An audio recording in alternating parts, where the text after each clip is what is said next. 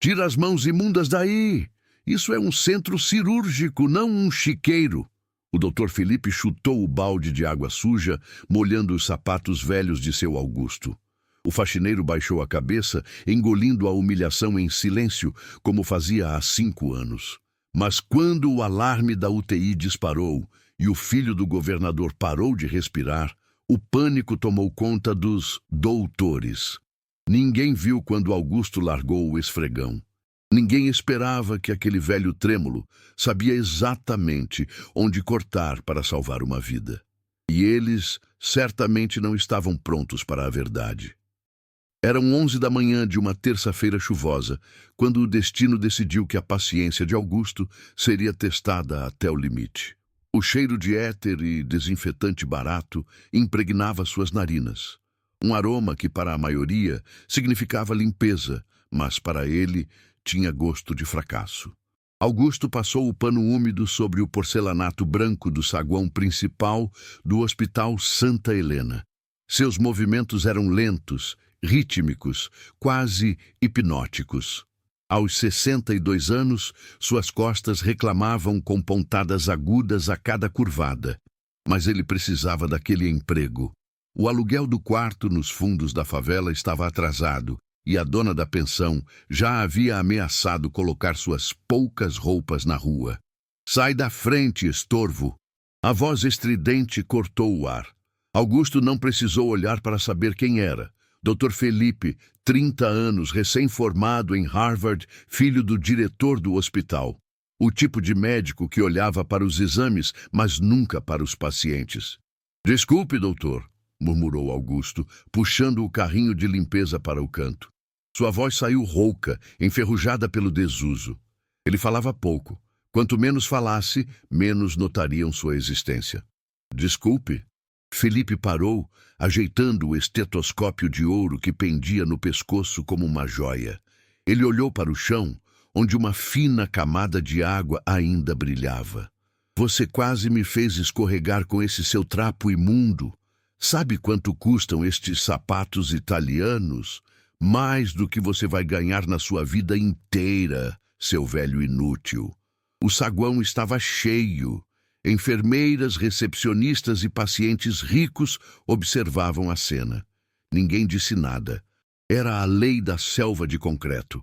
O forte devora o fraco e os outros apenas assistem, gratos por não serem a presa da vez. Augusto sentiu o rosto queimar, não de raiva, mas de uma vergonha antiga, uma ferida que nunca cicatrizava. Ele apertou o cabo do esfregão com tanta força que os nós dos seus dedos ficaram brancos. "Vou secar agora mesmo, doutor", disse Augusto, baixando os olhos para os sapatos de couro de crocodilo do médico. Veja se faz direito dessa vez. Se eu ver mais uma mancha nesse chão, vou garantir que você não consiga emprego nem limpando banheiro de rodoviária." Felipe soltou uma risada nasalada e se afastou, seguido por 2 residentes que riam em concordância, como hienas acompanhando o leão. Augusto respirou fundo, contendo um tremor nas mãos. Ele voltou ao trabalho, esfregando o chão com mais força do que o necessário, tentando apagar não a sujeira, mas a própria dignidade pisoteada. "Aguente firme", pensou. "É só mais um dia." Mas não seria só mais um dia. 15 minutos depois, o caos explodiu. As portas automáticas da emergência se abriram com violência, travando abertas. O som de sirenes invadiu a recepção silenciosa, seguido pelos gritos de uma mulher. "Alguém ajude meu filho! Pelo amor de Deus, ele não está respirando!" Uma maca entrou correndo, empurrada por paramédicos suados e pálidos. Sobre ela, um menino de não mais que 8 anos se debatia, o rosto arroxeado, as mãos agarrando o ar em desespero. Atrás, uma mulher elegante, vestida com roupas de grife agora amassadas, chorava copiosamente. Era a nora do governador. O Dr. Felipe surgiu do corredor, assumindo sua postura de comando. "Levem para a sala de trauma 1. Agora!" gritou ele, a arrogância dando lugar a uma tensão visível. "O que nós temos?" Obstrução grave de vias aéreas, choque anafilático provável, mas a epinefrina não está funcionando, gritou o paramédico enquanto corriam. A saturação está caindo rápido, 70%, 65%. Augusto estava encostado na parede, segurando seu balde, invisível como sempre. Mas seus olhos, normalmente opacos e cansados, de repente ganharam um brilho afiado. Ele viu o menino passar, viu a cor da pele, viu o padrão específico de inchaço no pescoço e, por um segundo, viu algo que os paramédicos não tinham notado. Uma pequena mancha vermelha, quase imperceptível, atrás da orelha da criança. Não é alergia alimentar, a mente de Augusto disparou. O pensamento veio automático, uma voz do passado que ele tentava silenciar há décadas. É uma picada de Titius cerulatus, escorpião amarelo. O veneno está causando edema de glote neurogênico, não alérgico. A adrenalina vai matar o menino. Ele deu um passo à frente. O instinto foi mais forte que o medo. Não usem adrenalina. Ele sussurrou. Ninguém ouviu. A comitiva médica entrou na sala de trauma e as portas de vidro se fecharam. Augusto ficou do lado de fora, vendo o borrão de jalecos brancos se moverem freneticamente através do vidro fosco. Ele deveria ter voltado a limpar o chão. Deveria ter pego seu balde e ido para o subsolo, mas o som do monitor cardíaco apitando, aquele som agudo e ritmado que indicava taquicardia extrema, o prendeu ali. Bip, bip, bip, bip, bip, bip. Ele se aproximou do vidro. Lá dentro, o Dr. Felipe estava suando frio. Mais epinefrina. Preparem para entubar, gritou Felipe. Doutor, a garganta fechou completamente. Não passa nem o tubo pediátrico, respondeu uma enfermeira, a voz trêmula. Força essa droga de tubo. Ele está parando. Felipe estava perdendo o controle. A arrogância estava derretendo, revelando um medo cru e incompetente. Augusto viu o monitor. A frequência cardíaca estava em 180. O menino ia ter uma parada cardíaca por excesso de adrenalina combinada com o veneno. Eles vão matá-lo, Augusto disse em voz alta desta vez. O segurança da portaria, um homem corpulento chamado Breno, que gostava de roubar os lanches de Augusto, se aproximou. O que você tá resmungando aí, velho? Volta pro trabalho. Curioso morre cedo. Breno, eles estão errados. O menino foi picado por um escorpião, eu vi a marca. Eles estão tratando como alergia a camarão ou nozes. O coração dele vai explodir. Breno riu, um som seco e desdenhoso. Escuta aqui, doutor Faxina. Você mal sabe ler o rótulo do desinfetante.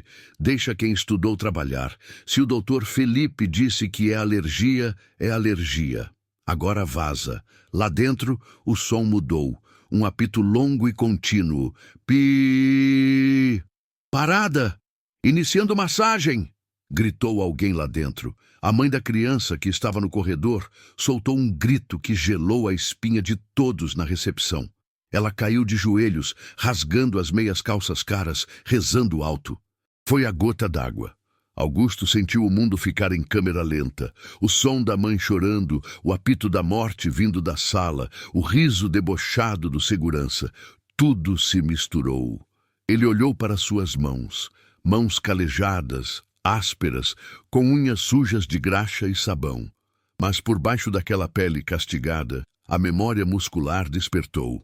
Aquelas mãos já haviam segurado vidas mais frágeis que aquela. Num movimento que ninguém esperava de um homem de sua idade, Augusto largou o esfregão. O cabo de madeira bateu no chão com um estalo seco. Ei, onde você pensa que vai? Breno tentou agarrar seu braço. Augusto girou o corpo. Não com a lentidão de um velho, mas com a precisão técnica de quem sabe exatamente onde aplicar pressão. Ele tocou um ponto no nervo radial do segurança.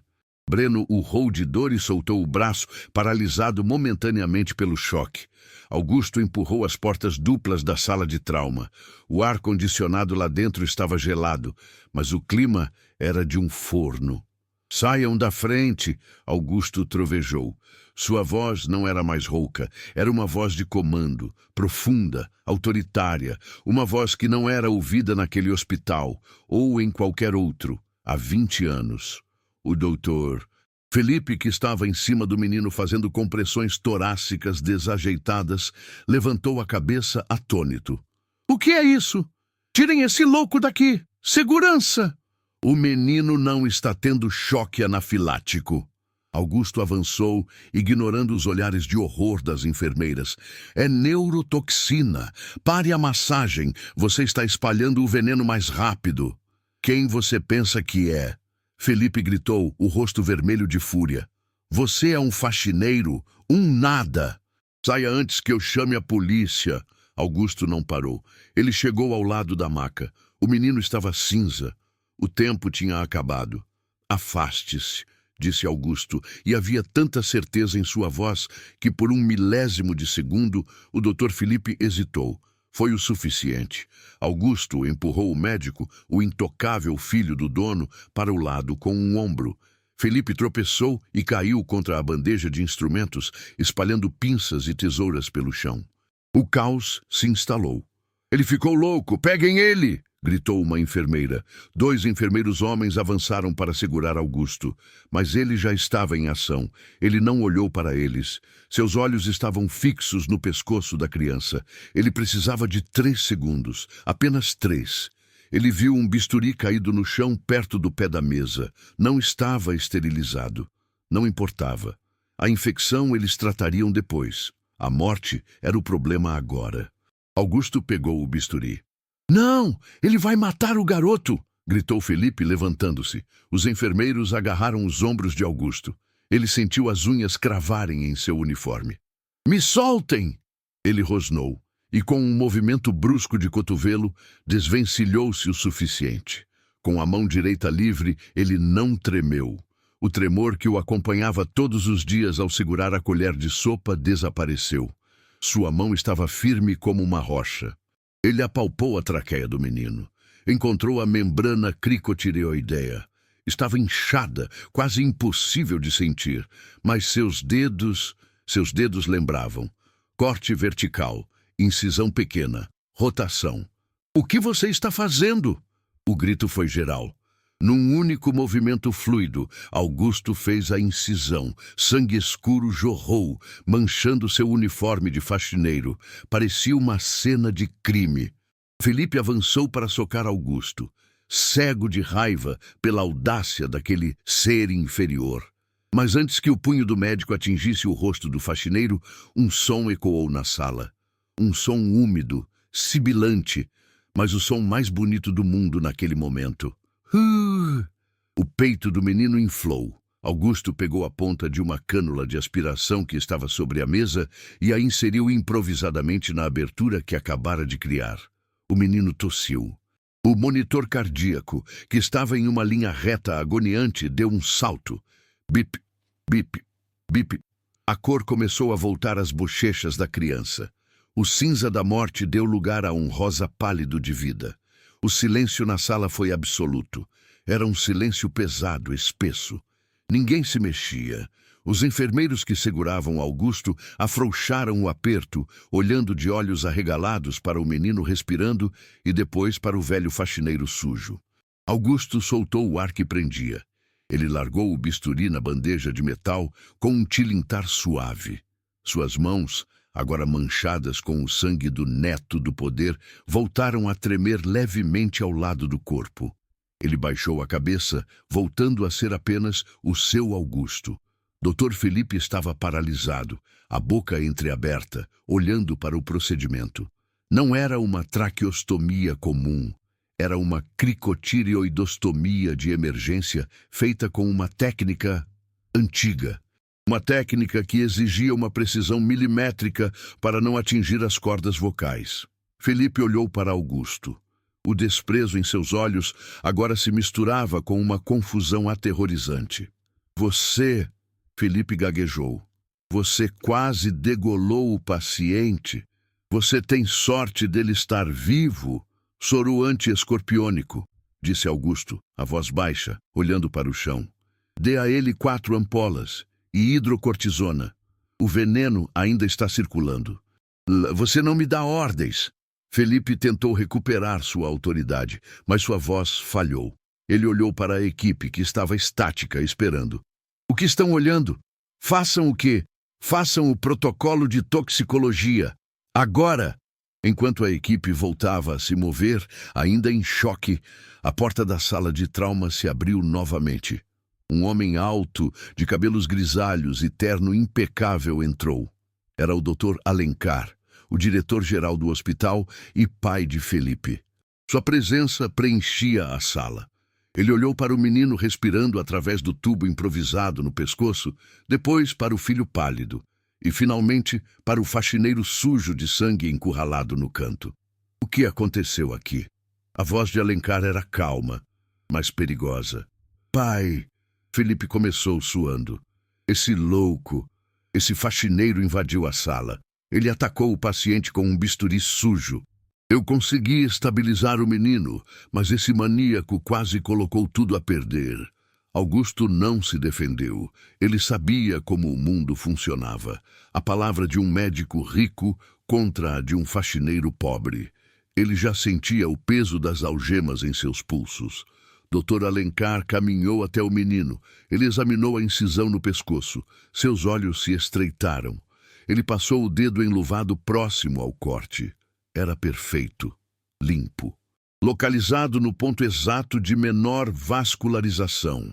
Nenhum residente naquele hospital, nem mesmo seu filho, tinha mãos para fazer aquilo em um paciente convulsionando. Alencar levantou o olhar lentamente e encarou Augusto. Por um momento, houve apenas o zumbido das máquinas.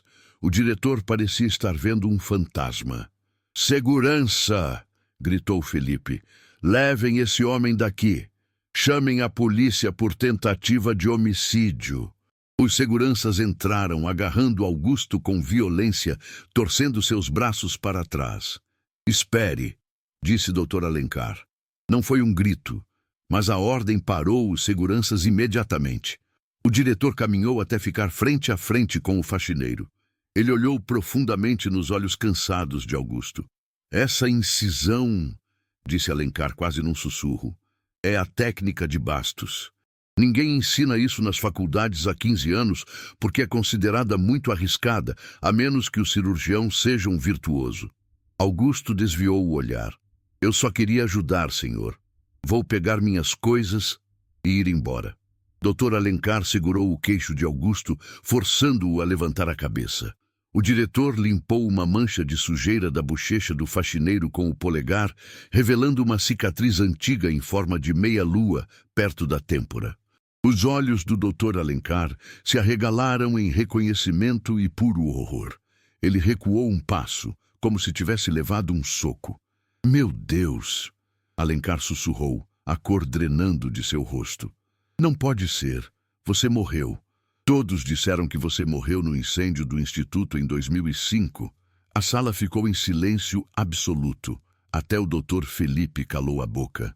Quem é ele, pai? Perguntou Felipe, sentindo um frio na barriga que não sabia explicar. É só um bêbado que limpava o chão. Dr. Alencar não olhou para o filho. Ele continuou encarando o homem de uniforme azul e sapatos furados. Felipe, disse o diretor, com a voz embargada, este homem não é um faxineiro. Este é o homem que escreveu os livros que você usou na faculdade. Augusto fechou os olhos. O segredo estava fora. E agora, a verdadeira tempestade começaria. O silêncio na sala de Trauma 1 não era apenas ausência de som. Era um peso físico. O bip rítmico do monitor cardíaco do menino parecia um martelo batendo contra a têmpora do Dr. Felipe. Augusto, o homem que há 5 anos limpava os vômitos daquele pronto-socorro, estava parado, sob a luz branca e impiedosa, com os ombros curvados. Não parecia um herói. Parecia um animal encurralado, sujo de sangue e vergonha.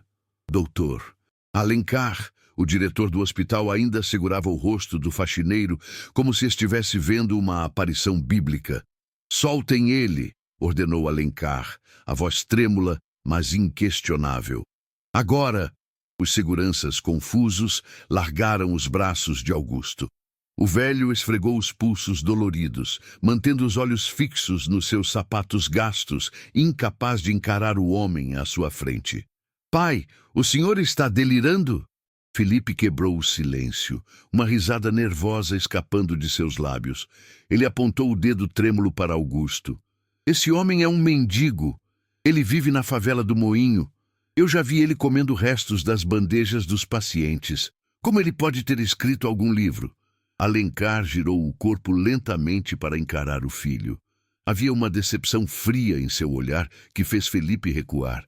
Felipe, cale a boca, disse Alencar baixo. Você acabou de presenciar uma cricotireoidostomia às cegas, feita com um bisturi não estéril, em menos de 3 segundos, numa criança em convulsão. Você, com seus diplomas de Harvard, teria matado esse menino. Ele o salvou. Foi sorte, insistiu Felipe, o ego ferido gritando mais alto que a razão. Sorte de principiante. Alencar ignorou o filho e voltou-se para a equipe de enfermagem, que assistia à cena de boca aberta. Levem o menino para a UTI pediátrica. Protocolo de desintoxicação exatamente como ele pediu. E quero sigilo total sobre o que aconteceu nesta sala até eu entender o que está havendo. Saiam! A sala esvaziou rapidamente, restando apenas o menino sendo levado, o zumbido das máquinas, Felipe, Alencar e Augusto. Alencar caminhou até um armário de vidro, pegou uma cadeira e a colocou no centro da sala. Sente-se, professor, disse Alencar. A palavra professor atingiu Felipe como um soco no estômago. Augusto hesitou, olhou para a cadeira limpa e depois para suas calças imundas. Eu vou sujar a cadeira, doutor Alencar, disse Augusto, a voz rouca voltando. Eu não devia estar aqui, eu só... Sente-se!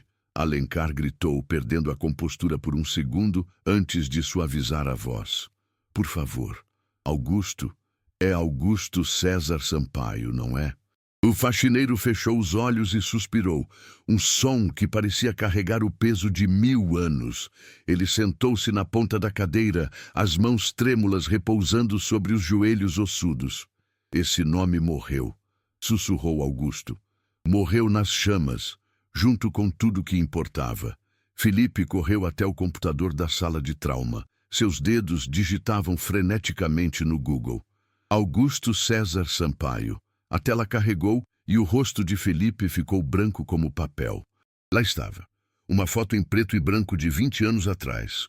O homem na foto usava um terno italiano, sorria com confiança e segurava um prêmio internacional de medicina.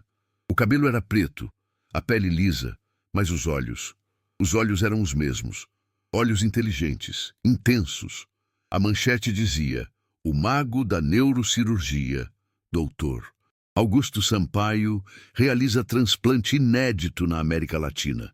Felipe rolou a página, sentindo o suor frio escorrer pelas costas. Gênio, visionário, o homem que operava milagres. E então, as notícias mudavam de tom. Data, 14 de novembro de 2005. Tragédia no Instituto Sampaio. Incêndio criminoso destrói ala pediátrica. Dr. Augusto Sampaio desaparecido e presumido morto nos escombros. Felipe olhou do monitor para o faxineiro. A arrogância que sustentava sua coluna vertebral se desfez, substituída por um terror vertiginoso.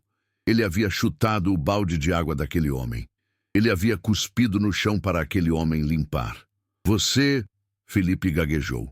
Você era o chefe do meu pai na residência? Augusto não respondeu.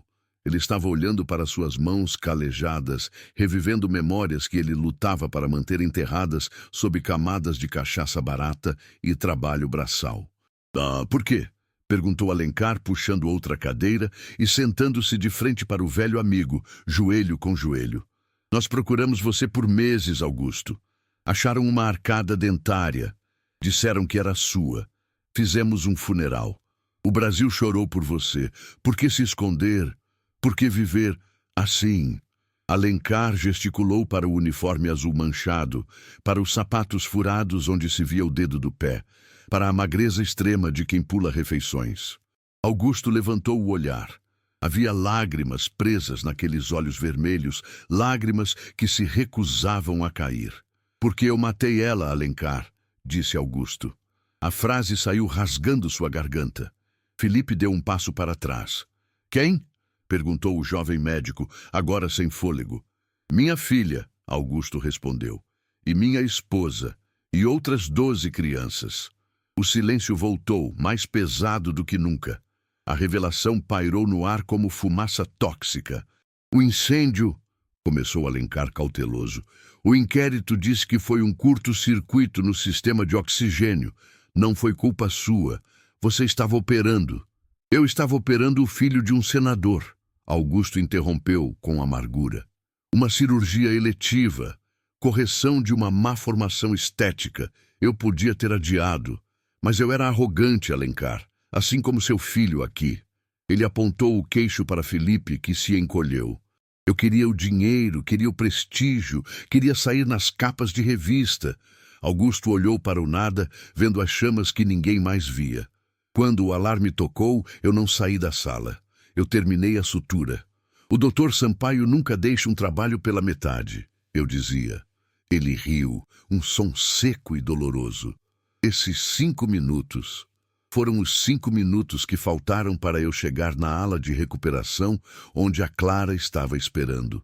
Minha esposa tinha ido levar um brinquedo para ela. Ele levantou as mãos, mostrando as palmas calejadas. Quando cheguei lá, o teto já tinha desabado. Eu tentei entrar. Queimei minhas mãos tentando levantar as vigas. Mas era tarde. Eu ouvi os gritos, Alencar. Eu ouvi minha filha gritando, papai... E eu não pude fazer nada. Minhas mãos de ouro não serviram para nada. Uma lágrima solitária escorreu pelo rosto sujo de fuligem e sangue seco. Naquele dia, o Dr. Augusto Sampaio morreu. Eu troquei a identidade com um indigente que morreu na recepção. Eu fugi. Eu merecia sofrer. Eu merecia ser humilhado. Cada vez que alguém como seu filho me chuta, cada vez que eu limpo um banheiro imundo, eu sinto que estou pagando um pouco da minha dívida. É minha penitência. Felipe encostou-se na parede, deslizando até sentar no chão. Ele estava destruído. A narrativa de sua vida, de que ele era superior por direito de nascença, havia sido estilhaçada pela dor crua daquele homem.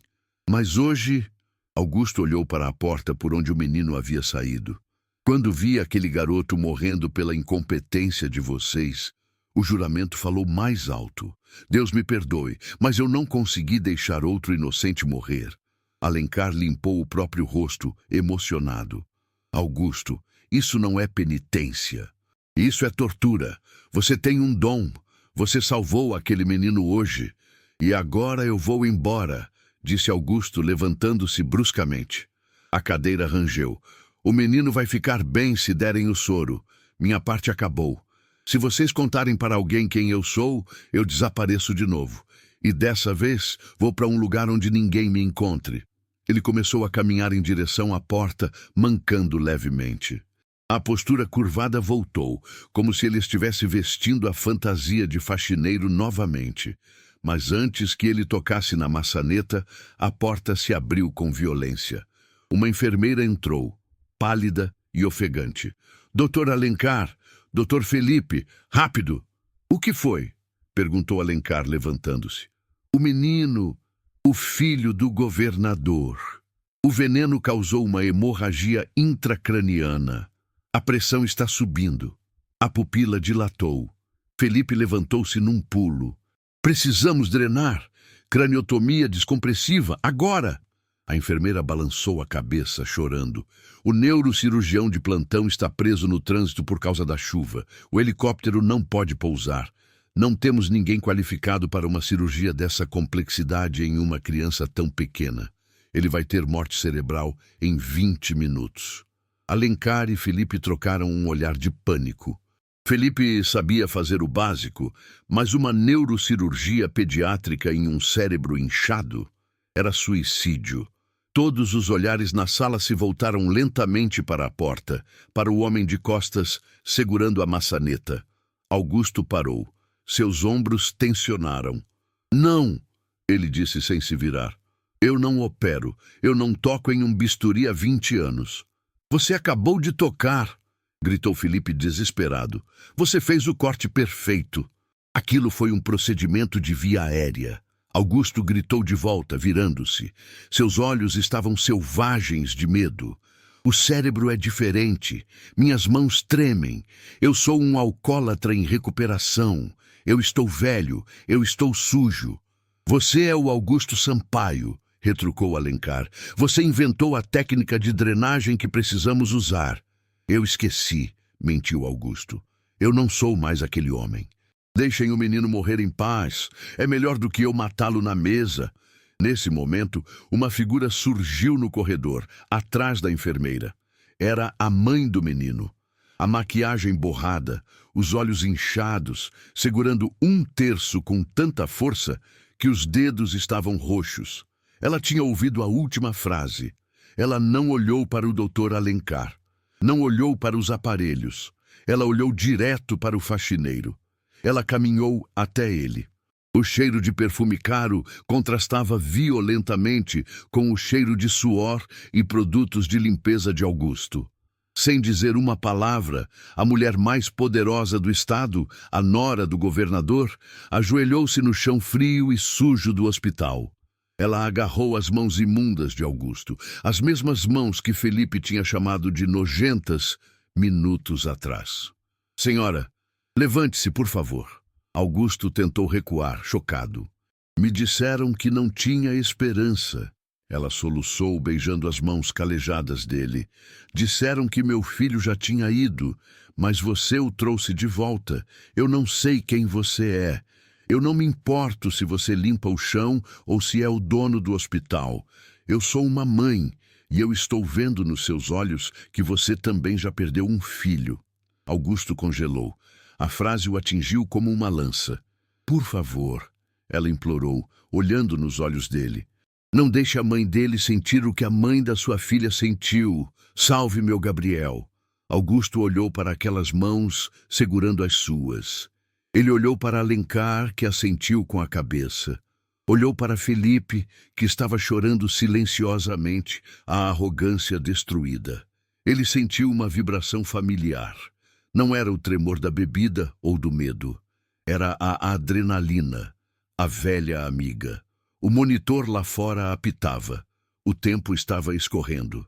Augusto fechou os olhos por um segundo. Ele viu o rosto de Clara, sua filha, nas chamas. Mas dessa vez, ela não estava gritando. Ela estava sorrindo. Ele abriu os olhos. A postura mudou. A coluna endireitou-se. O queixo ergueu-se. O tio da limpeza desapareceu completamente. Felipe, disse Augusto. A voz era aço puro. Lave as mãos. Você vai me auxiliar. Felipe arregalou os olhos. Eu? Mas eu... Você vai aprender a ser médico hoje, garoto. Ou vai desmaiar tentando. Augusto virou-se para Alencar. Prepare o centro cirúrgico 3. Quero o microscópio Pentero, afastadores de Leila e microtesouras de titânio. E alguém me arrume um jaleco. Esse cheiro de água sanitária está me enjoando. Ele soltou as mãos da mãe do menino gentilmente e a ajudou a levantar. Eu vou trazer seu filho de volta, minha senhora. Enquanto Augusto caminhava pelo corredor em direção ao centro cirúrgico, as enfermeiras e médicos paravam para olhar. O velho, manco e sujo, caminhava com a autoridade de um rei. Ninguém entendia o que estava acontecendo, mas todos sentiam. A história estava sendo feita naquela noite, mas Augusto sabia de algo que eles não sabiam. Suas mãos estavam firmes agora, por causa da adrenalina. Mas a cirurgia levaria 4 horas. E seu corpo, enfraquecido por anos de má alimentação e negligência, estava prestes a cobrar o preço. Ele entrou no vestiário, olhou-se no espelho, viu o faxineiro, viu o médico. Só mais uma vez. Ele sussurrou para o reflexo. Só mais uma vez. O vestiário do centro cirúrgico era um lugar de silêncio sagrado. Para Augusto, porém, era uma câmara de tortura. Ele estava diante da pia de asepsia, a água morna correndo sobre seus antebraços. O cheiro do sabão clorexidina, acre e medicinal, invadiu suas narinas. Aquele cheiro era o cheiro da sua antiga vida, mas também era o cheiro que ele sentia quando a polícia o fez identificar os corpos carbonizados de sua família. Augusto pegou a escova estéril. Suas mãos tremiam. Não era o tremor fino de um cirurgião cansado. Era o tremor violento de um homem cujo corpo gritava por álcool e cuja alma gritava por fuga. Ele olhou para o espelho acima da pia. O reflexo mostrava um velho acabado, com a barba por fazer e olheiras profundas. Mas, por um segundo, o espelho ondulou. Flashback. Papai, você vai salvar o menino hoje? A voz era doce, cristalina. Clara, sua filha de 6 anos, estava sentada na pia, balançando as pernas. Ela usava o vestido amarelo de domingo. Vou, querida. O papai conserta tudo, ele respondeu, sorrindo com a arrogância de quem se achava um deus. Até quando quebra muito? Nada é quebrado demais para o Dr. Sampaio. A imagem de Clara começou a escurecer. O vestido amarelo ficou cinza, depois preto. Fumaça começou a sair da boca dela. Você não consertou a gente, papai. Você demorou. Augusto? A voz de Alencar quebrou a alucinação. O espelho voltou ao normal. Augusto estava esfregando a pele do braço com tanta força que estava sangrando. A água na pia estava tingida de vermelho. Você está se machucando, disse Alencar, segurando suavemente o braço do amigo. Augusto soltou a escova. Ela caiu na pia com um baque surdo. Ele estava ofegante, o suor frio escorrendo pela testa, misturando-se com as lágrimas que ele não percebera que estava chorando. Eu não consigo, Alencar, sussurrou Augusto, a voz falhando. As vozes, elas estão gritando. Elas dizem que eu não mereço salvar esse menino. Elas dizem que se eu salvar o filho do governador, é uma ofensa à memória da minha filha, que eu deixei morrer. Alencar apertou o ombro dele. O passado é um fantasma, Augusto. O menino na mesa é real. O sangue dele é real. Se você sair agora, o fantasma vence e o menino morre. É isso que você quer? Mas uma morte na sua conta? A brutalidade da pergunta funcionou. Augusto engoliu em seco. Ele fechou os olhos, respirou fundo e forçou o tremor a parar. Quando abriu os olhos novamente, o tio da limpeza tinha ficado no vestiário. Me dê as luvas, disse ele. Tamanho 7,5, sem talco. A sala de cirurgia estava gelada. O zumbido dos equipamentos era a única música. No centro, sob as luzes potentes, a cabeça pequena do menino Gabriel parecia frágil demais, quase translúcida. Felipe já estava paramentado, do outro lado da mesa. Seus olhos, acima da máscara cirúrgica, mostravam um misto de terror e admiração. Ele, que horas antes humilhara o faxineiro, agora guardava ordens dele como um residente de primeiro ano. Bisturi, pediu Augusto. A enfermeira instrumentadora, a mesma que o vira limpar o chão pela manhã, colocou o instrumento em sua mão com hesitação. Augusto girou o bisturi nos dedos. O peso era familiar. Era uma extensão do seu braço. Incisão bicoronal, anunciou Augusto. Vamos expor o osso frontal. Felipe, cauterize os vasos conforme eu avanço. Não deixe ele perder nenhuma gota de sangue a mais. Ele não tem reserva. A cirurgia começou. Os primeiros 30 minutos foram de uma fluidez assustadora. As mãos de Augusto, calejadas e marcadas pelo trabalho pesado, moviam-se com uma delicadeza que desafiava a lógica. Ele separava o couro cabeludo do crânio com precisão milimétrica. Aspirador, comandou ele. Mais forte. Isso. Felipe tentava acompanhar, mas a velocidade de Augusto era insana. Doutor, quer dizer, Augusto, gaguejou Felipe. Você está indo muito rápido perto da artéria temporal superficial. Eu sei onde ela está, garoto. Eu desenhei o mapa dessa anatomia num livro que você tem na sua estante e nunca leu direito. Segure o afastador. Com firmeza. Eles abriram o crânio. A dura mater, a membrana que envolve o cérebro, estava tensa, pulsando violentamente. O cérebro estava inchado, querendo explodir para fora da caixa craniana. A pressão está crítica, avisou o anestesista, a voz tensa. 40 mimegrares. Se abrir a dura agora, o cérebro vai herniar. Temos que drenar o ventrículo antes de abrir, murmurou Augusto. Agulha de punção ventricular. É um tiro no escuro, sussurrou Felipe. Os ventrículos estão colapsados pelo inchaço. Se você errar por 2 milímetros, acerta o tálamo. Ele fica em estado vegetativo. Augusto parou. O silêncio voltou. 2 milímetros. A espessura de uma moeda. A diferença entre a vida e um vegetal. Ele posicionou a agulha.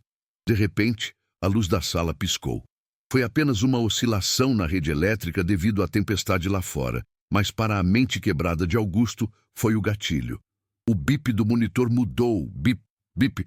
Não era mais o monitor, era o alarme de incêndio. Rim! O campo cirúrgico vermelho de sangue se transformou em fogo.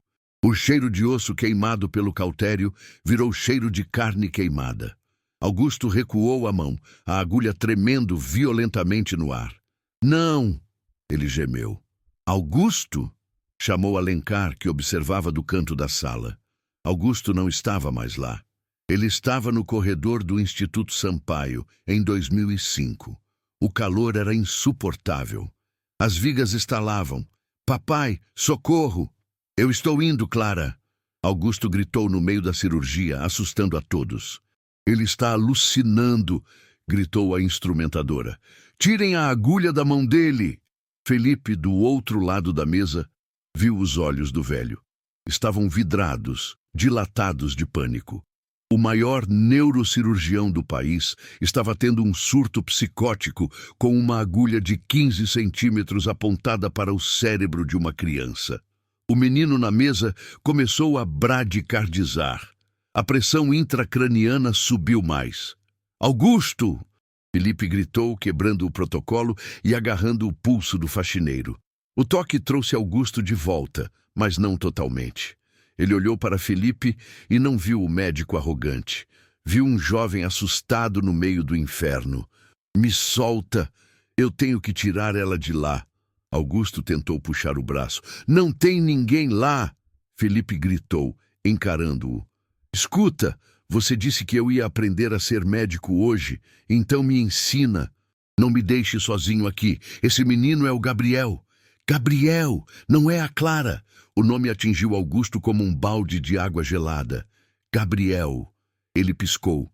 As chamas desapareceram. O monitor voltou a ser um monitor. O osso queimado era só osso. Ele olhou para sua mão presa pelo punho de Felipe. O jovem médico, o antagonista que o desprezava, agora era sua âncora na realidade. Augusto respirou fundo, o ar entrando rasgado em seus pulmões. Ele estava suando tanto que a touca estava encharcada. Seu corpo, fraco pela desnutrição, estava falhando. Suas pernas tremiam. Eu não consigo firmar a mão, confessou Augusto, a voz quebrada pela vergonha suprema. Meu nível de glicose deve estar no chão. O tremor é abstinência e fraqueza. Eu vou errar. Felipe não soltou o pulso dele. Pelo contrário, ele firmou o aperto. Então eu seguro, disse Felipe.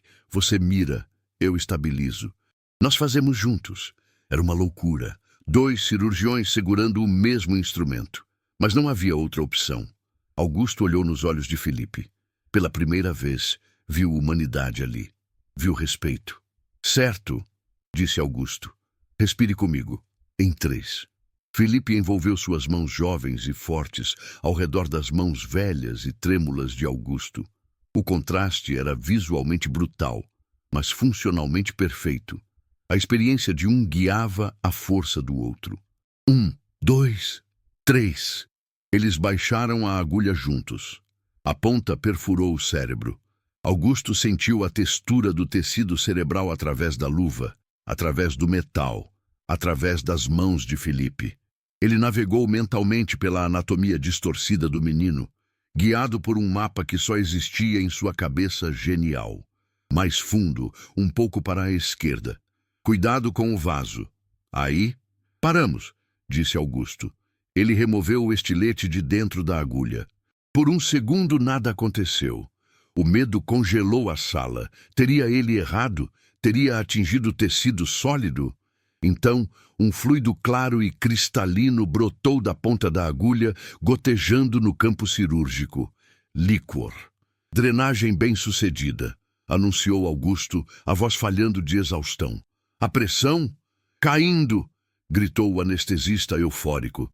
25, 20, 15 miliradar. Sinais vitais estabilizando. Um suspiro coletivo varreu a sala. Alencar encostou a cabeça na parede, fechando os olhos. Mas a batalha não tinha acabado. Não comemorem ainda, disse Augusto. Agora que o cérebro relaxou, temos que remover os coágulos e fechar. Felipe, solte minha mão. Acho que consigo agora. Felipe soltou devagar. A mão de Augusto ainda tremia, mas menos. A confiança técnica havia suplantado o pânico biológico. As próximas 2 horas foram de um trabalho braçal e artístico. Augusto limpou a área, cauterizou os danos do veneno e reconstruiu as camadas. Ele ensinava enquanto operava. Não dê ponto simples aqui, Felipe.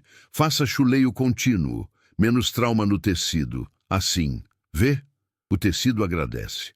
Felipe obedecia, absorvendo cada palavra como se fosse ouro. Aquele faxineiro sabia mais em seu dedo mindinho do que todos os professores da Ivy League juntos.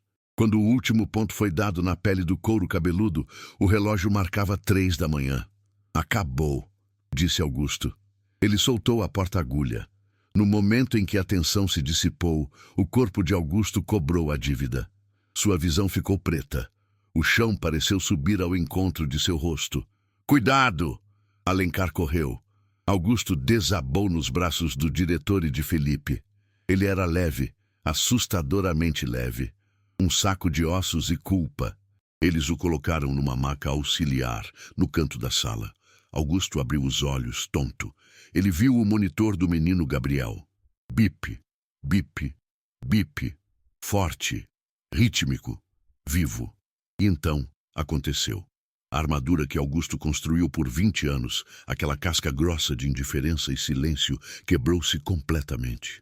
Ele começou a chorar. Não um choro contido, mas um soluço visceral, alto, feio. Ele cobriu o rosto com as mãos ainda enluvadas e sujas de sangue. Ele chorava pelo Gabriel, chorava pela Clara, chorava pelos anos perdidos limpando o chão. Chorava porque, pela primeira vez em 2 décadas, ele sentia que talvez, apenas talvez, Deus tivesse parado de puni-lo. Ninguém na sala ousou interromper. As enfermeiras choravam junto. Felipe estava parado, olhando para o homem que chorava como uma criança, sentindo sua própria visão de mundo desmoronar e se reconstruir. Alencar aproximou-se e tirou a touca da cabeça de Augusto, acariciando os cabelos brancos e suados. Você conseguiu, meu amigo. Você o trouxe de volta. Augusto tirou as mãos do rosto. Seus olhos estavam vermelhos, inchados, mas havia uma luz neles, a luz da dignidade recuperada. Eu não o trouxe de volta sozinho, Augusto disse, olhando para Felipe. Felipe aproximou-se, tirando a máscara. Ele parecia ter envelhecido 10 anos naquela noite, mas de um jeito bom. A arrogância infantil tinha desaparecido. Obrigado, Dr. Augusto, disse Felipe. Foi a primeira vez que ele usou o título com respeito genuíno. O senhor salvou a minha carreira e a minha consciência. Augusto tentou sorrir, mas estava exausto demais. Só me prometa uma coisa, garoto. Qualquer coisa. Nunca mais chute o balde de um faxineiro. Você nunca sabe quem está segurando o esfregão. Felipe baixou a cabeça envergonhado, mas assentiu vigorosamente. Nesse momento, as portas do centro cirúrgico se abriram. O burburinho lá fora era ensurdecedor. Eles querem saber, disse a enfermeira-chefe olhando pela fresta. O governador está aí, a imprensa, Todos sabem que houve uma complicação e que alguém interveio. Alencar olhou para Augusto. O que você quer fazer? Podemos dizer que fui eu.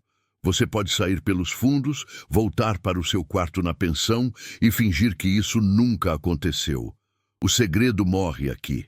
Era a saída fácil, a saída segura, a volta para o anonimato, para a segurança da invisibilidade. Augusto olhou para suas mãos. O sangue já estava secando. Ele olhou para o menino Gabriel sendo transferido para a maca de transporte. Vivo, ele lembrou do seu quarto na favela, do colchão mofado, da garrafa de cachaça escondida embaixo da cama. Ele podia voltar para aquilo, ou podia enfrentar o mundo. Augusto sentou-se na maca, sentindo a tontura passar. Ele desatou o nó do avental cirúrgico. Eu cansei de me esconder, Alencar, disse Augusto, a voz ganhando força. Eu cansei de estar morto. Ele desceu da maca, as pernas ainda bambas, mas sustentando o peso de sua história. Vamos lá fora, disse Augusto Sampaio. Vamos dizer a eles que o faxineiro pediu demissão. As portas duplas do centro cirúrgico se abriram com um chiado pneumático. O mundo exterior invadiu o corredor estéril. Não era apenas a chuva que batia nas janelas de vidro lá fora. Era uma tempestade de flashes. Augusto parou. A luz intensa das câmeras o cegou momentaneamente. Ele instintivamente levou a mão ao rosto, um reflexo condicionado de quem passou 20 anos se escondendo nas sombras. Ele ainda usava o uniforme de faxineiro azul marinho, agora manchado com o sangue nobre do filho de uma autoridade e com o suor de seu próprio esforço titânico. O saguão de espera da UTI estava lotado. O governador, um homem que Augusto só via na televisão da recepção, enquanto passava pano no chão, estava lá, cercado por seguranças e assessores. A mãe de Gabriel, a mulher que se ajoelhara na sujeira, correu em direção a eles. Ele está vivo. A pergunta saiu como um gemido. Augusto sentiu seus joelhos fraquejarem. A adrenalina estava indo embora, deixando no lugar uma exaustão que parecia pesar toneladas. Ele abriu a boca para falar, mas a voz não saiu. Sua garganta estava seca, arranhada pela fumaça de memórias antigas. Felipe deu um passo à frente. O jovem médico, sempre tão impecável, estava com o jaleco amassado e o cabelo desgrenhado. Mas sua postura era diferente. Ele não estava tentando parecer importante. Ele estava demonstrando respeito. O Gabriel está estável, senhora, disse Felipe, a voz firme, mas humilde. A pressão intracraniana foi controlada. Ele vai acordar. O choro de alívio da mãe ecoou pelo corredor, contagiando a todos. O governador abraçou a esposa, os olhos marejados fixos nos médicos. Quem fez isso? Perguntou o governador, olhando para Felipe e para o doutor Alencar. Quem salvou meu neto quando disseram que era impossível? Quero dar uma medalha a esse homem. Felipe olhou para o pai, doutor Alencar. Depois, olhou para o velho faxineiro ao seu lado, que tentava se encolher para trás de um carrinho de curativos, envergonhado por sua aparência deplorável diante das câmeras. Felipe respirou fundo. Aquele era o momento que definiria o resto de sua vida. Ele poderia aceitar o crédito parcial. Poderia dizer, nós fizemos. Mas ele olhou para as mãos de Augusto, mãos que tremiam, mas que haviam feito mágica. Felipe deu um passo para o lado, deixando Augusto completamente exposto aos olhares. Não fui eu, excelência, disse Felipe, alto o suficiente para que os repórteres ouvissem. Eu apenas segurei a ferramenta. O cirurgião que salvou seu neto é este homem. Um silêncio confuso caiu sobre o grupo. As câmeras focaram no homem de uniforme azul, sapatos furados e barba por fazer. Um murmúrio de incredulidade correu pela multidão. O faxineiro? Alguém sussurrou. Isso é uma piada? O governador franziu a testa, confuso. Mas ele é da equipe de limpeza. Dr. Alencar adiantou-se, colocando a mão no ombro de Augusto com um orgulho paternal. Governador! A voz de Alencar trovejou, silenciando os murmúrios. O homem diante do Senhor não é um faxineiro. O Hospital Santa Helena tem a honra de anunciar o retorno do Dr. Augusto César Sampaio, o maior neurocirurgião que este país já produziu. O nome atingiu os repórteres mais velhos como uma bomba. Sampaio, o gênio morto, o fantasma. Os flashes explodiram com violência renovada. Perguntas foram gritadas. Dr. Sampaio, é verdade? Onde o senhor esteve? Como o senhor sobreviveu? Augusto sentiu o pânico subir. O barulho, as luzes, a atenção. Era demais. Ele recuou, tonto. Tirem ele daqui, sussurrou Felipe para o pai. Ele vai colapsar. Rapidamente, os seguranças, os mesmos que horas antes ameaçaram prender Augusto, formaram um cordão de isolamento não para expulsá-lo, mas para protegê-lo. Eles guiaram Augusto através da multidão em direção aos elevadores privativos da diretoria. Enquanto as portas do elevador se fechavam, abafando o caos, Augusto escorregou pela parede espelhada, até sentar no chão acarpetado. Acabou, Augusto, disse Alencar, agachando-se ao lado dele. Acabou o esconderijo. Augusto olhou para suas roupas sujas refletidas no espelho. Eu preciso de um banho, Alencar. Ele murmurou. Eu preciso tirar esse cheiro de mim. 1 hora depois, Augusto estava na suíte presidencial do hospital, um quarto reservado para sheiks e bilionários. Mas o luxo não importava. O que importava era a água quente. Ele ficou embaixo do chuveiro por 30 minutos. A água escaldante batia em suas costas doloridas, levando embora a fuligem imaginária de 20 anos, o cheiro de desinfetante barato, o cheiro da sarjeta. Ele esfregou a pele com a bucha até ficar vermelha. Ele queria se limpar da humilhação. De cada vez que baixou a cabeça, de cada "sai da frente, velho", de cada refeição catada no lixo. Quando saiu do banho, envolto em um roupão branco e felpudo, encontrou um conjunto de roupas sobre a cama king size. Não era um uniforme, era uma calça social cinza, uma camisa branca de algodão egípcio e um par de sapatos de couro macio. E ao lado das roupas, um kit de barbear. Augusto foi até o espelho do banheiro.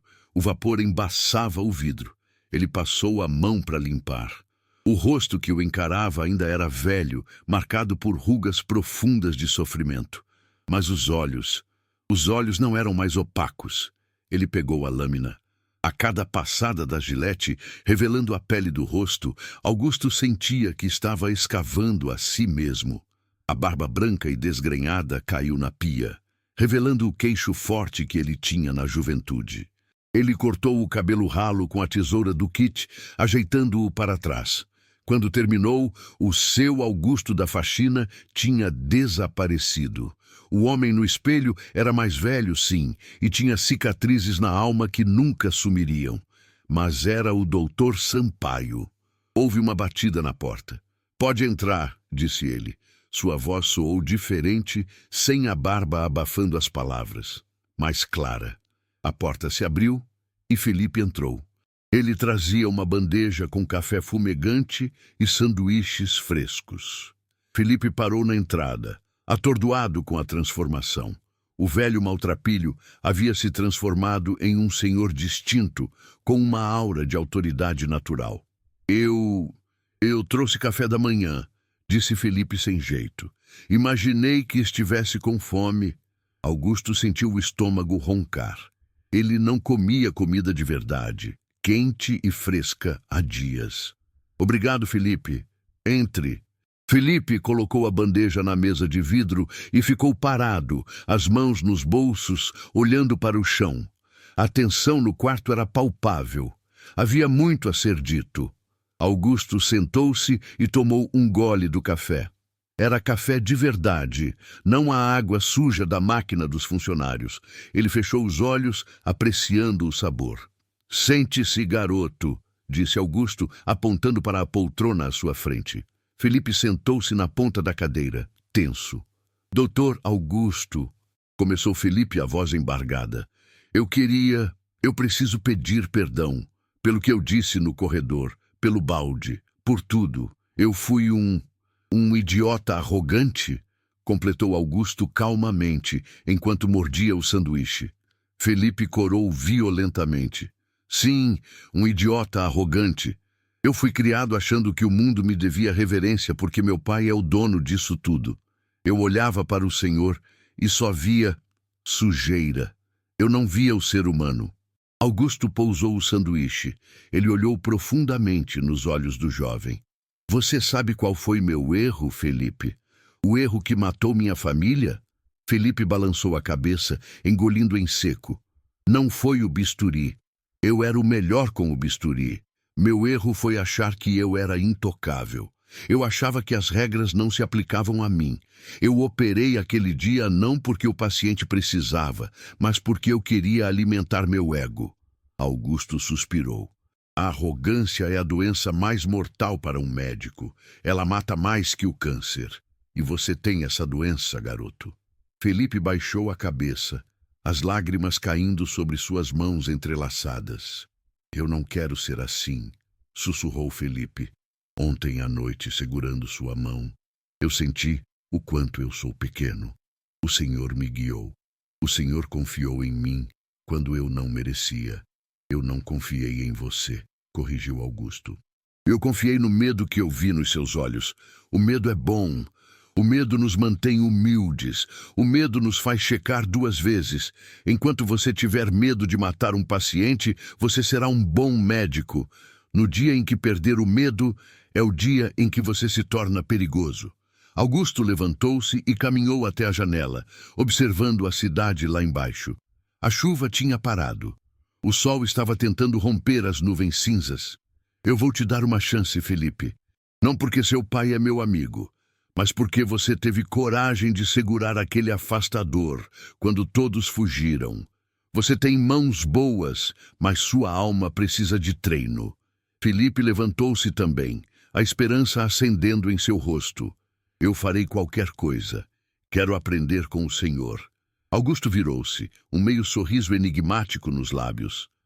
Ótimo, porque a primeira lição começa agora. O que vamos operar? Perguntou Felipe ansioso. Augusto riu. Operar? Não. Vamos descer para o subsolo. 15 minutos depois, o hospital inteiro parou para assistir a uma cena surreal. O lendário Dr. Augusto Sampaio, vestindo roupas de grife emprestadas, caminhava pelos corredores do subsolo, a área de serviço onde ficam a lavanderia e o almoxarifado. Ao seu lado, o Dr. Felipe, o herdeiro do império, caminhava com a cabeça baixa. Eles entraram na sala de descanso dos faxineiros. O cheiro de café velho e mofo era o mesmo. Breno, o segurança que zombava de Augusto, estava lá, comendo um salgado. Quando viu Augusto entrar, engasgou e ficou de pé num salto, pálido como cera. Seu, doutor Augusto, gaguejou Breno. Me desculpe, eu não sabia. Augusto ignorou o segurança e foi até Dona Maria, uma senhora de 70 anos que lavava os panos de chão no tanque. Ela tinha as pernas inchadas de varizes e estava chorando baixinho de dor. Dona Maria, disse Augusto suavemente. A velha senhora virou-se, assustada. Quando reconheceu Augusto limpo e barbeado, seus olhos se arregalaram. Seu Augusto! Meu Deus, filho, você parece um príncipe. Falaram na rádio que você é doutor importante. Augusto sorriu e segurou as mãos molhadas e calejadas dela. Sou apenas o Augusto, Maria. Ele virou-se para Felipe. Felipe, olhe para as pernas da Dona Maria. O que você vê? Felipe aproximou-se, confuso, mas obediente. Ele olhou para as pernas inchadas e arroxeadas. Insuficiência venosa crônica, grau 4, provavelmente com tromboflebite superficial. Ela precisa de repouso, meias de compressão e avaliação vascular.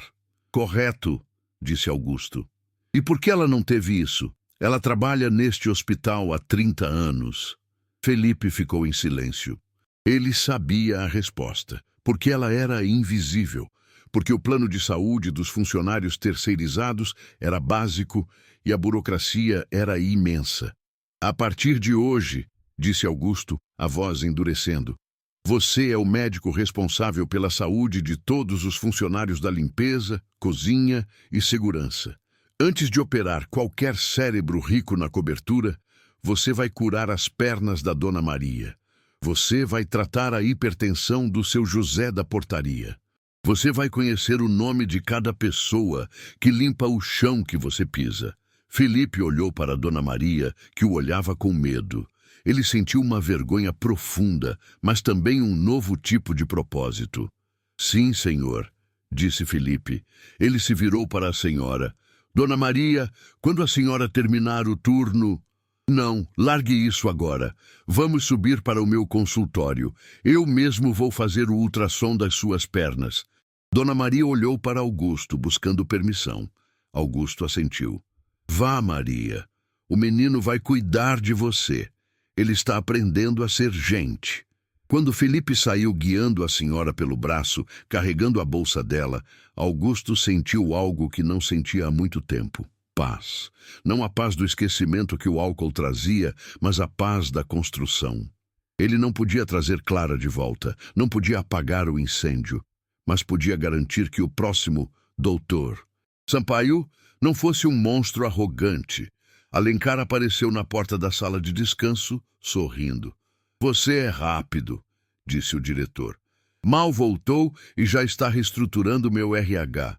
Alguém tem que fazer o trabalho sujo, brincou Augusto. O Conselho de Medicina ligou. Eles querem reativar sua licença imediatamente, ad referendum. E tem uma fila de doadores querendo financiar uma nova ala pediátrica em seu nome. Augusto encostou-se no tanque de lavar roupa. Eu não quero uma ala com meu nome, Alencar. O que você quer, então? Eu quero criar um programa de residência social, metade do tempo operando, metade do tempo na comunidade. E quero que o critério de entrada não seja apenas notas. Quero testar a empatia. Quero saber se eles conseguem olhar um faxineiro nos olhos. Alencar riu. Isso vai contra todas as regras acadêmicas. Os acionistas vão surtar. Então, os acionistas que venham falar comigo, disse Augusto cruzando os braços. Eu sou a notícia do momento, não sou? Vamos usar isso.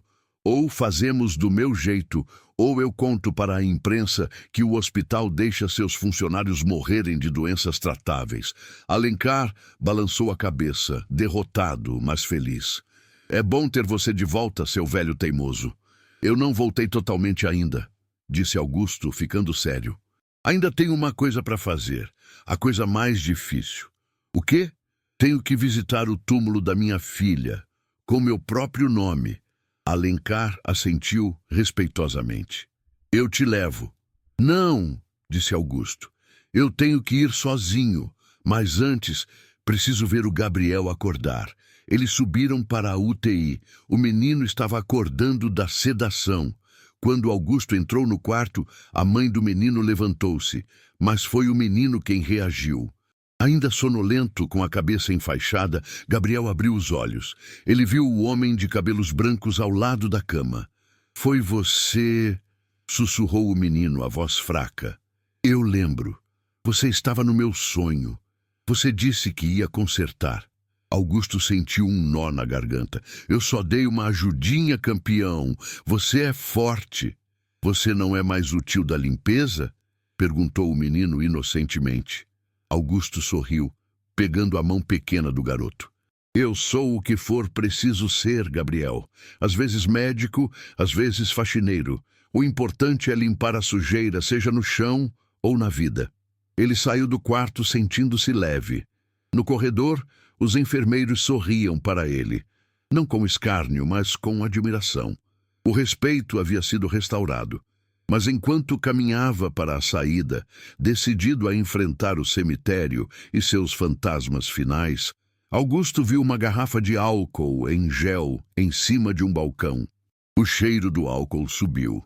A vontade veio avassaladora, física. O monstro do vício não tinha morrido, estava apenas dormindo. Sua mão tremeu. Ele parou. O corredor pareceu escurecer. Doutor? Chamou Felipe, que voltava de ter acomodado Dona Maria. Augusto recolheu a mão rapidamente. Ele olhou para Felipe. O rapaz estava radiante, feliz por ter ajudado a senhora. A luz no rosto do jovem médico serviu de escudo contra a escuridão do vício. Eu não posso falhar com ele agora, pensou Augusto. Eu tenho um legado para construir. Vamos, Felipe, disse Augusto. Temos muito trabalho amanhã. Esteja aqui às 6 e traga sapatos confortáveis. Vamos andar muito. Augusto saiu pela porta da frente do hospital. A chuva tinha parado completamente. O céu estava azul. Ele respirou fundo o ar puro. Era o primeiro dia do resto de sua vida, e ele não desperdiçaria nem um segundo. O cemitério da Consolação estava silencioso naquela manhã de domingo. A neblina baixa cobria as lápides como um cobertor frio, escondendo os nomes dos esquecidos e dos famosos com a mesma indiferença. Augusto caminhava pela alameda principal.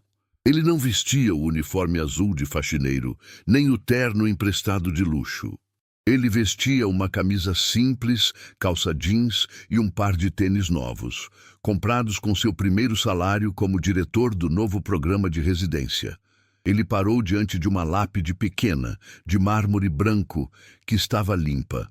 Sempre esteve limpa. Mesmo nos seus piores dias de bebedeira, mesmo quando dormia na rua, Augusto vinha ali à noite, pulava o muro e limpava aquela pedra com a manga da camisa suja. Era a única coisa que ele mantinha pura em sua vida. Clara Sampaio, 1999-2005, Nossa Pequena Luz. Augusto ajoelhou-se. A grama estava úmida. "Oi, filha", disse ele. A voz não tremeu. Pela primeira vez em 20 anos, ele conseguia dizer aquelas palavras sem sentir o gosto de cinzas na boca. "O papai demorou, eu sei. Eu me perdi no caminho de volta para casa." Ele tirou algo do bolso. Era o crachá antigo, de plástico barato, com a foto dele desgrenhado e o nome Augusto Serviços Gerais. Ele cavou um pequeno buraco na terra fofa ao lado das flores e enterrou o crachá. "O homem que se escondia morreu, Clara. Ele foi enterrado com você. Hoje eu sou o médico que você achava que eu era." Um vento suave soprou, balançando as árvores. Augusto fechou os olhos e sentiu, não o calor do fogo, mas um calor reconfortante no peito. O perdão, não o perdão divino, mas o perdão mais difícil de todos, o dele mesmo. "Doutor!" Uma voz chamou respeitosa às suas costas. Augusto abriu os olhos, enxugou uma lágrima solitária e se levantou. Felipe estava lá parado na alameda. O jovem usava um jaleco branco, mas seus sapatos italianos, estavam sujos de lama. E ele não parecia se importar nem um pouco. "Estamos atrasados para a seleção, Dr. Augusto", disse Felipe sorrindo. "Eu já disse para me chamar apenas de Augusto, garoto." "Impossível, mestre. O respeito não deixa." Augusto sorriu, deu uma última olhada para a lápide da filha e virou as costas para a morte. Era hora de cuidar dos vivos. O auditório do Hospital Santa Helena estava lotado, mas não era o público de sempre. Não havia apenas acionistas de terno e senhoras da sociedade. Havia enfermeiros, técnicos, faxineiros, cozinheiras e porteiros sentados nas primeiras filas. No palco, uma faixa enorme dizia: "Programa de Residência Integral Clara Sampaio." Augusto subiu ao púlpito. O aplauso foi ensurdecedor. Não eram palmas educadas, eram palmas apaixonadas, gritos, assobios. Ele esperou o silêncio, as mãos apoiadas na madeira, firmes como rochas. "Bem-vindos", começou Augusto. Sua voz projetava-se sem esforço, preenchendo o salão. "Vocês estão aqui porque foram os melhores nas provas teóricas. Tiraram notas máximas em anatomia, fisiologia e patologia. Parabéns." Ele fez uma pausa, olhando para os 50 jovens médicos sentados ali, ansiosos, com seus diplomas caros e sonhos de grandeza. "Mas isso não me interessa", disse Augusto secamente. Um murmúrio confuso correu pela sala. "Notas não salvam vidas. Notas não seguram a mão de uma mãe que perdeu o filho. Notas não percebem quando um faxineiro está mancando de dor." Augusto desceu do palco. Ele caminhou até a primeira fila dos candidatos.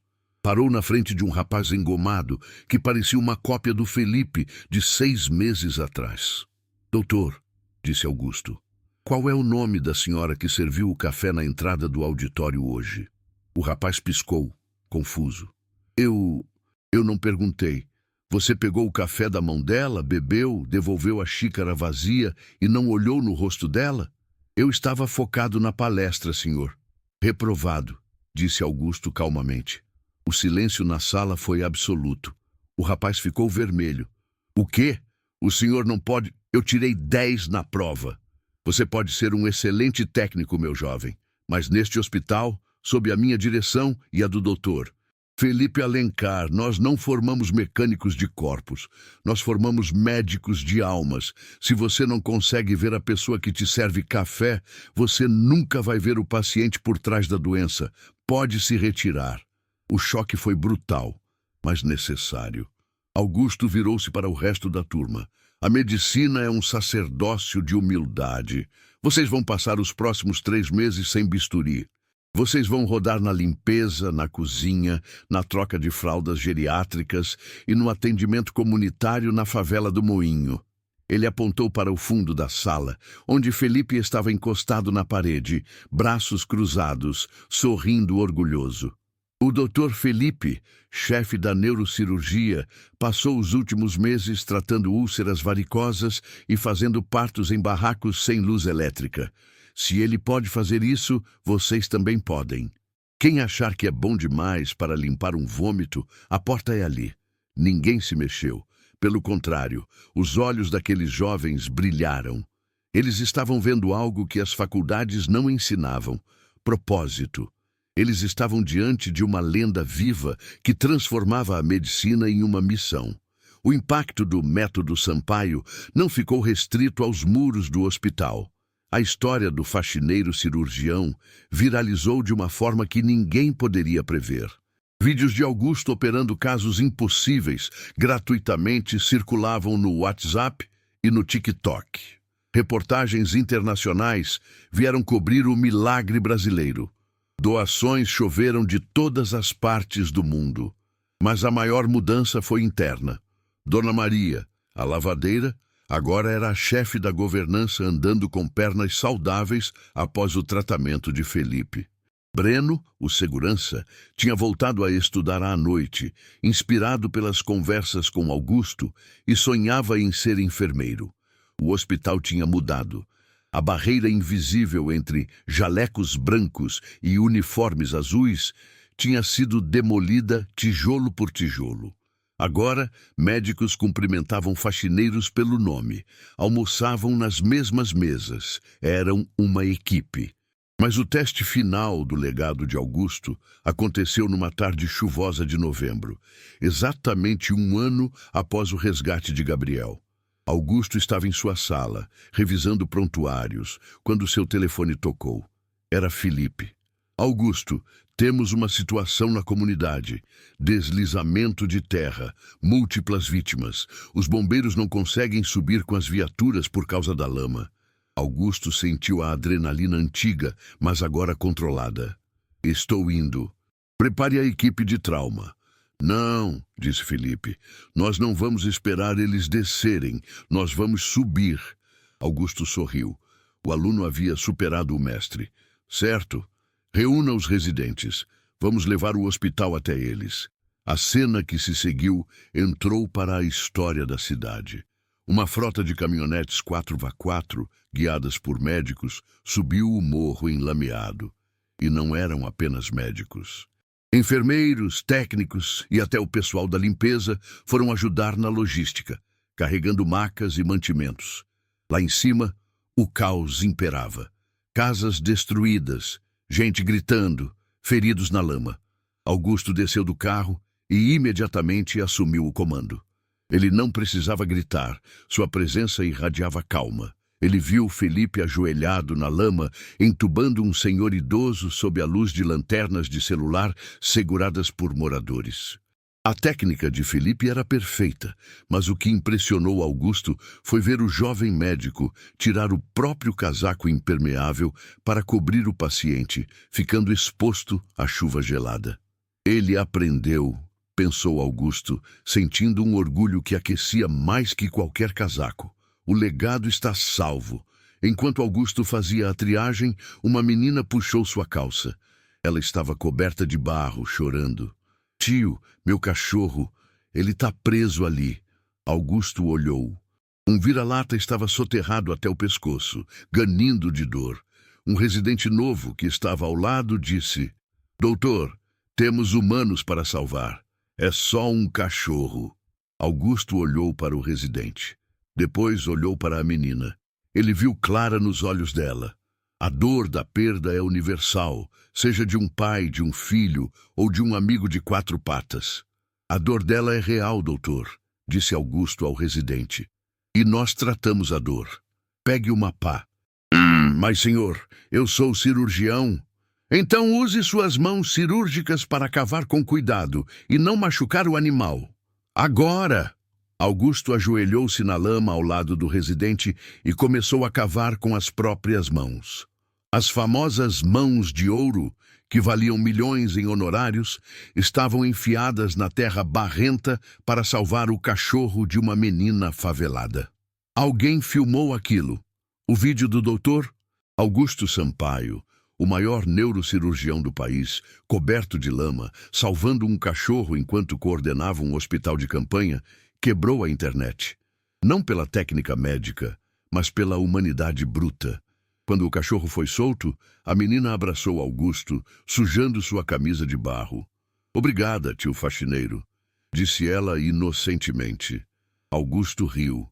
Uma risada alta, livre, que ecoou pelo morro. De nada, pequena. É a minha especialidade. Limpar a sujeira e salvar o que importa. Anos depois, Augusto já não operava mais. O tremor nas mãos tinha voltado com a idade e ele sabia a hora de parar.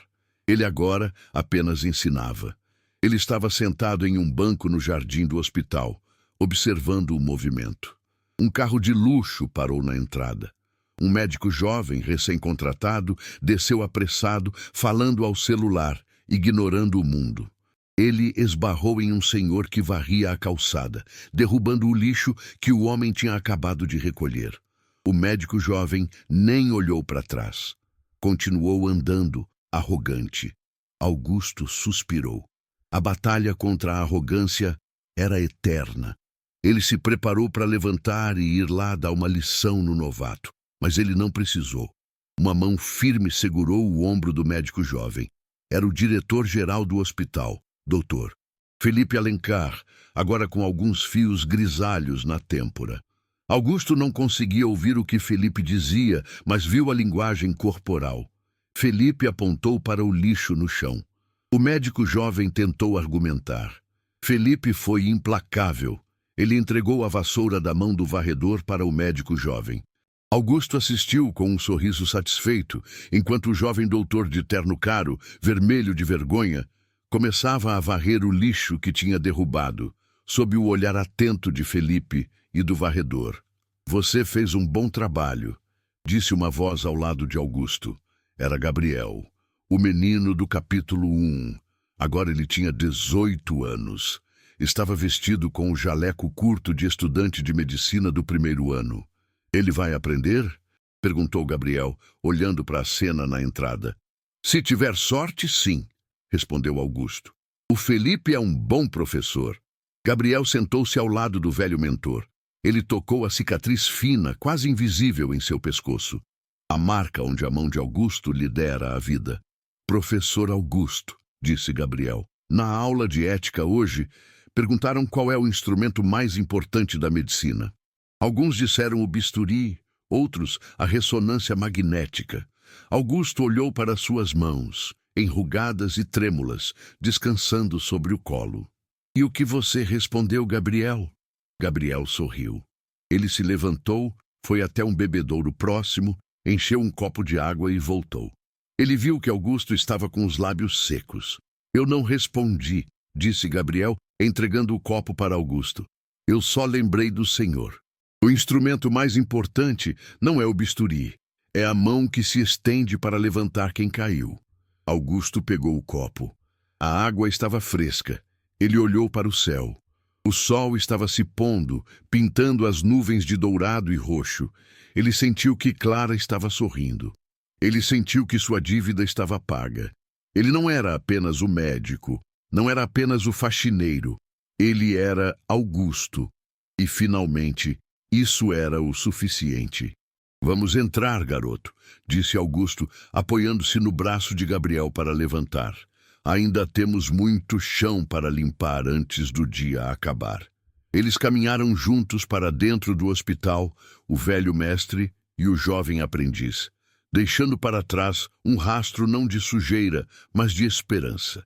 E quem passasse por ali e visse os dois rindo, jamais imaginaria que aquela história começou com um balde chutado e um coração partido. Mas o mundo sabia. E o mundo nunca mais esqueceria que, às vezes, os anjos não usam asas ou jalecos brancos. Às vezes, eles usam um uniforme azul e cheiram a sabão, prontos para limpar a alma da humanidade.